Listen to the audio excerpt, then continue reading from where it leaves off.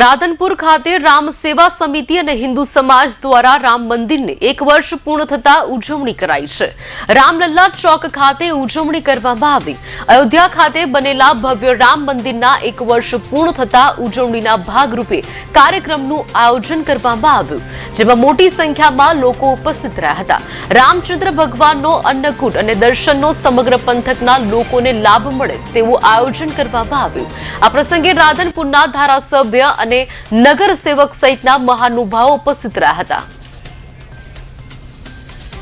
આજે આ રાધનપુર નગરપાલિકામાં અયોધ્યાના આજે 1 વર્ષ પૂર્ણ થતા માનનીય ધારાસભ્ય સાહેબ શ્રીના સુપુત્ર શ્રી નરસિંહભાઈ, અમે એમની સાથે નગર સેવક શ્રી અજયભાઈ રાણા સાહેબ, આ બધાએ આ નગર સેવાની અંદર 1 વર્ષ પૂર્ણ થતા બધાએ આખા નગરના લોકો છે બહુ ધામધૂમથી આ પ્રસંગને ઉજવી રહ્યા છે।